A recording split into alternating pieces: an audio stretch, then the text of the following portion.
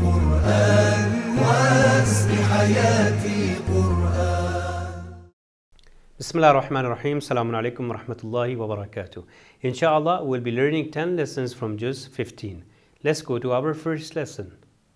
سبحان الذي أسرى بعبده ليلا من المسجد الحرام إلى المسجد الأقصى الذي باركنا حوله لنريه من آياتنا إنه هو السميع البصير. The first lesson we get from this juz is use the night time to get closer to the Creator. For a believer, night time is the most precious time. He dedicates these hours in prayers and reflecting so that he can make his spiritual level stronger and get closer to Allah subhanahu wa ta'ala. Imam Hassan Askari alayhi salam says, إن الوصول إلى الله عز وجل سفر لا يدرك إلا بامتطاء الليل, which clearly shows that there is no doubt that no time is better than night time to get near to Allah subhanahu wa ta'ala. إن المبذرين كانوا إخوان الشياطين وكان الشيطان لربه كفورا. The second lesson we get from this juz is refrain from extravagance, from israf.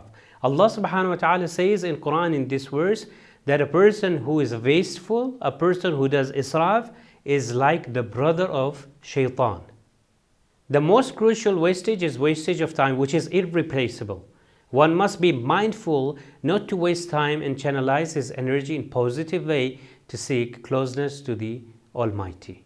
Therefore, as a moment, we should try not to do israf. Whatever we have, the food in our house, we should be thankful to Allah subhanahu wa ta'ala. As we know, there are so many people, there would be hundreds and thousands of people, those who would be starving. But on the other hand, we are bestowed with this mercy. If it is the food, try not to waste it, rather give it to the needy people. ولا تقربوا الزنا إنه كان فاحشة وساء سبيلا. The third lesson we get from this juz is stay away from a bad environment. We should stay away where there is a chance of committing sin. A person should stay away from that place. Allah subhanahu wa ta'ala in this verse, Allah is saying that do not go near fornication. Allah is not saying that don't commit that sin. Rather, Allah is saying do not go near that sin. So we understand that Allah subhanahu wa ta'ala has asked believers to be extra careful and not to go near things which will be the base of sin. ولا تقف ما ليس لك به علم إن السمع والبصر والفؤاد كل أولئك كان عنه مسؤولا. The fourth lesson we learn from this juz is avoid talking without knowledge. A true believer never says anything without being certain about it and knowing the authenticity. Imam Sadiq alayhi salam said, may Allah bless the person who when talks his words are favorable for him, that means talks for a good cause. And then he says, and when he's silent, his silence will keep him safe. That means refrain from unnecessary talking. وَإِن كَادُوا لَيَفْتِنُونَكَ عَنِ الَّذِي أَوْحَيْنَا إِلَيْكَ لِتَفْتَرِيَ عَلَيْنَا غَيْرَهُ وَإِذًا لَاتَّخَذُوكَ خَلِيلًا. The fifth lesson we get from this juz is do not get distracted from your goals. Enemies and the shaitan will try to divert the believers from their ultimate goal, but a believer and a mu'min will stay firm and strong and will be clear about it. Just like Prophet Muhammad sallallahu alaihi wasallam was discouraged about the propagation of Islam, but he said, if you keep the sun on his right hand and the moon on his left hand, he will not stop doing the tabligh. وَمِنَ اللَّيْلِ فَتَهَجَّدْ بِهِ نَافِلَةً لَكَ عَسَىٰ أَن يَبْعَثَكَ رَبُّكَ مَقَامًا مَحْمُودًا. The sixth lesson we learn from this juz is emphasis on night prayers, tahajjud. Allah subhanahu wa ta'ala has given great emphasis on night prayers as it's performed in solitary where spiritual level is high. Imam Sadiq alayhi salam says, ثلاثة هن فخر المؤمن وزينته في الدنيا والآخرة الصلاة في آخر الليل ويأسه مما في أيدي الناس وولاية الإمام من آل محمد. Imam says that three things are the source of proudness for a believer in this world and the hereafter. One is the night prayer, the tahajjud. Second is when he does not dishearten seeing others' wealth. And the third is wilayat and loving the Ahlul Bayt alayhimus salam. نحن نقص عليك نبأهم بالحق إنهم فتية آمنوا بربهم وزدناهم هدى. The seventh lesson we learn from this juz is do not accept the leadership of corrupt and injustice leader. A believer doesn't surrender under an oppressor ruler.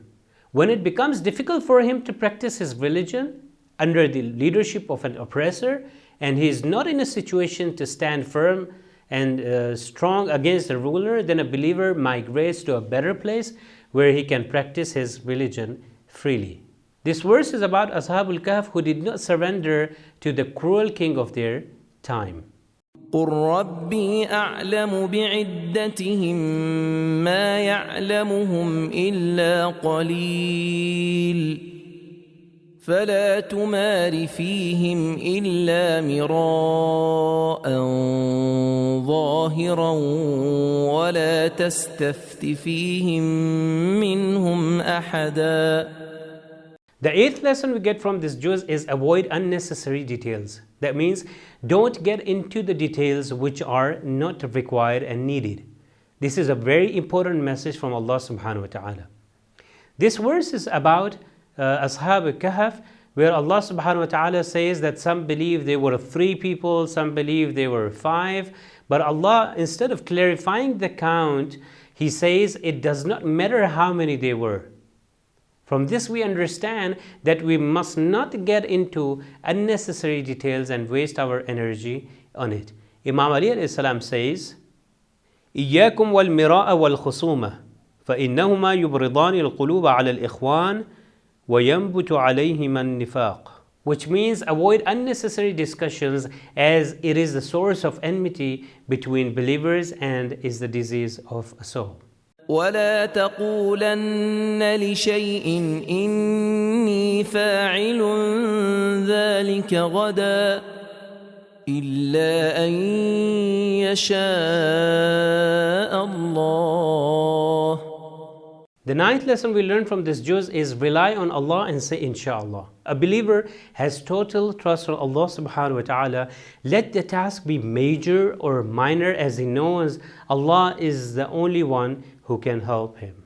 We learn from the verse, it says, do not say about anything, I will indeed do it tomorrow, without adding inshallah. So whenever we say that I'm going to do this thing or I will be doing this thing, we should add inshallah, which means if Allah wills. المال والبنون زينة الحياة الدنيا والباقيات الصالحات خير عند ربك ثوابا وخير أملا. The last lesson we learn from this juz is to do good deeds for this world and the hereafter. That means do good deeds which mark their way permanently both in this world and the hereafter. A believer always tries to keep pillar for goodness active in this world so that he gets the rewards in hereafter. When wealth is spent in the right way and pious children are brought up, it becomes a source of continuous permanent reward and thawab and peace for him both in this world as well in the hereafter. These were the 10 lessons. Inshallah, we'll come again with the next 10 lessons from the next juz. Till then, wassalamu alaikum wa rahmatullahi wa barakatuh. رحمن يا رحمن ساعدني يا رحمن اشرح صدري قرآن املأ قلبي قرآن واسق حياتي قرآن رحمن يا رحمن ساعدني